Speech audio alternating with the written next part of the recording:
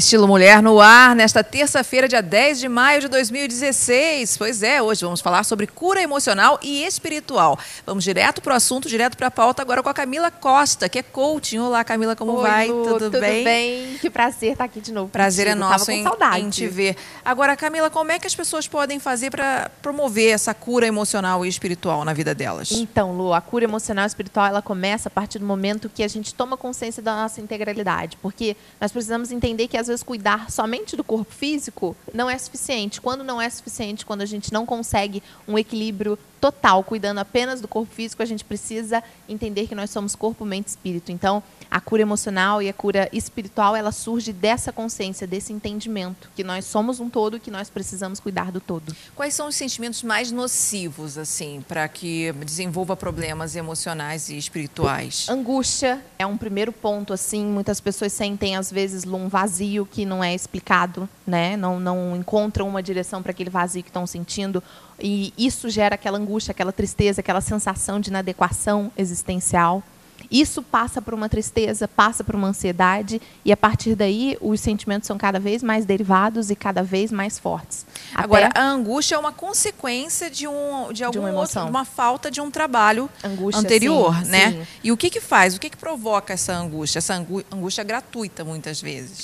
Na verdade, as pessoas, elas não têm aquele hábito de se perguntar o que está acontecendo com a angústia, né? De se analisar, de né? Se analisar. De ver se está indo pelo caminho certo. Só ver quando a coisa está dando errado, Exatamente. quando realmente começa a ter algum problema, como uma muito depressão, mais sério. Né? Exatamente. As pessoas não trabalham preventivamente, Lu. Não, E eu sempre digo que toda angústia, todo vazio, toda tristeza, ela tem uma intenção positiva.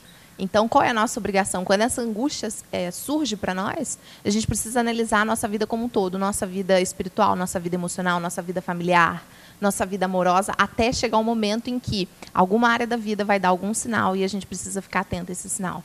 Mas isso é um trabalho diário, contínuo e muitas vezes preventivo, para que quando essa angústia ela chegue até nós, ela bata na nossa porta, a gente saiba como driblar e como dominá-la, né, Lu? E é um trabalho de preenchimento, né? Sim, é um trabalho de preenchimento, porque quanto mais você busca saber, quanto mais você quer entender um pouco mais daquela angústia, mais ela tem para te contar.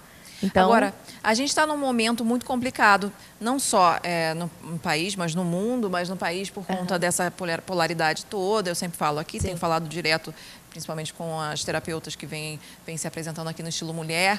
E isso acaba abalando um pouco a gente, né? Independentemente do lugar que a gente esteja, da opinião que a gente tenha, né?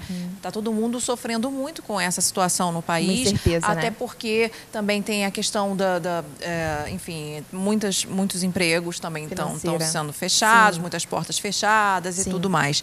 Como é que as pessoas podem fazer? Porque eu acredito que se as pessoas deixarem se abater por essas notícias, aí vai ficar muito mais difícil delas conseguirem promover a cura espiritual e emocional, não é isso? Com certeza. Então, como é que as pessoas podem fazer para não se deixar abater por essas notícias? É uma ótima pergunta, porque é só o que nós temos ultimamente, né? De manhã, negativas, de tarde, de noite. Lu, quando a gente começa a entender sobre nós, a ter essa noção dessa integralidade, e a gente começa a promover na gente aquelas perguntas para saber quem nós somos e qual o nosso papel aqui, porque nós estamos aqui por um propósito. Nós temos uma missão aqui nessa terra, nessa vida que nós estamos tendo. Então, se a gente sabe perfeitamente quem a gente é, se a gente tem, se não noção completa, consciência completa, mas uma vaga noção do que é a nossa missão de vida, do que nós temos para desenvolver, a gente sabe que aquilo que o mundo está passando, aquilo que nós estamos passando, é um período de aperfeiçoamento. Então, essa ressignificação, ela vem automaticamente quando você tem essa autonomia dentro de você, essa autonomia emocional, né? Então, isso acontece a partir do momento que a gente passa a se buscar, a gente passa a se entender melhor, porque nós não temos o controle de tudo, mas do nosso emocional, dos nossos pensamentos, e essa certeza, essa busca por quem nós somos, o que nós devemos fazer, é uma obrigação nossa, né? É um dever e uma obrigação nossa. Então, se nós estamos conscientes disso, essa ressignificação, essa luz no fim do túnel, ela acende rápido. A gente tem a crise, tem os momentos, quando não externo, internos, mas automaticamente a gente sabe sair daquilo ali. Bom, você é coaching, né? Sou você coach. Tá estudando para ser Sim, psicóloga me formo esse também, ano, se forma esse ano e tal. Agora, qual é a diferença do coaching para A terapia? O psicólogo, sim. Exatamente. Você está em casa, está querendo se conhecer, a pessoa está lá tentando, está com muitas dúvidas. O que ela tem que buscar? É lógico que uma análise é muito importante, sim, mas sempre. O que o coaching, de repente, poderia oferecer para essa pessoa que, de repente, a análise não ofereceria, por exemplo? A gente sempre fala que o coaching e a terapia trabalham juntos. 80% dos meus clientes fazem terapia e é um processo complementar, junto, né? Contínuo.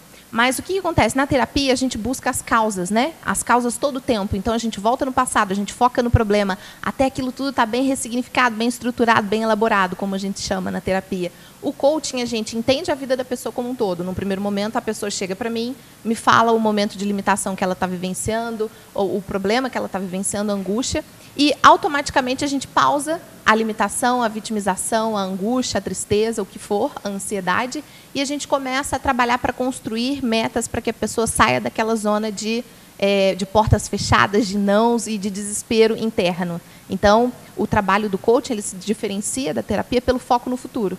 A gente entende o momento atual, só que automaticamente a gente começa nossas estratégias para que a pessoa desenvolva ações e saia daquela zona tão limitada, tão fechada, tão restrita que ela está vivenciando. A gente pode dizer que o coaching ele tem uma orientação e a análise, que é uma coisa que a análise geralmente não tem, né? É uma resposta, é uma busca por nós mesmos, né? Na terapia. E trabalha o presente e o futuro. Isso, exatamente. Já a terapia muitas vezes trabalha o passado e o presente. Exatamente. O coaching a gente foca no futuro numa linha de estratégia de resolução de problemas. Essa é exatamente a diferença. Agora, a pessoa que está em casa está lá num momento assim paralisante. Ela está lá, ela não sabe o que fazer da vida dela. O que ela poderia? Que tipo de exercício você pode passar para ela? Algo simples. Para começar. Que ela, a partir de hoje, ela possa já começar a promover a cura emocional e espiritual da parte dela. Primeira coisa que as pessoas têm que fazer é entender que fugir de você mesmo não vai adiantar nada. Enquanto nós fugimos, mais a angústia cresce, mais os pensamentos crescem. Então, as pessoas que estão em casa nos assistindo, elas têm que entender que nossos pensamentos acontecem independente de nós mesmos. Existe uma atividade mental correndo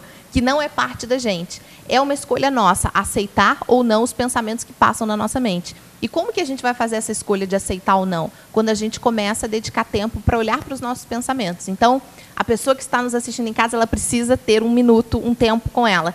5 minutos, eu aconselho de manhã, porque a gente ainda não entrou nos problemas. Na loucura do dia. Mas se não conseguir, faça à noite. É um tempo de meditação onde não é essa meditação tão cheia de mitos que a gente ouve falar, mas um tempo para você observar quais são os pensamentos que estão passando na sua mente, quais são as reações fisiológicas que o seu corpo físico está tendo, um tempo para você entender o que é uma respiração bem feita. E, a partir daí, as coisas começam a ser reveladas pouco a pouco. Não tem mágica, Lu. Tem essa entrega. É uma prática. É uma prática, exatamente. A pessoa não pode abandonar a prática, mesmo que no primeiro ou segundo dia seja difícil, né? Porque vai ser, né? A gente tem a nossa defesa, a gente vai querer não entrar no nosso problema, mas é uma decisão. Ou você entra no problema e começa a ter acesso a essa sabedoria interna, porque nós temos uma sabedoria interna, né? Que diz pra gente como a gente tem que agir, resolver os problemas. Então, ou você faz essa opção e tem acesso a essa sabedoria interna, ou vai ficar tudo muito mais difícil. Você vai estar colocando muito para frente algo que pode ser resolvido agora e que você pode evoluir. Se acumulando também, né?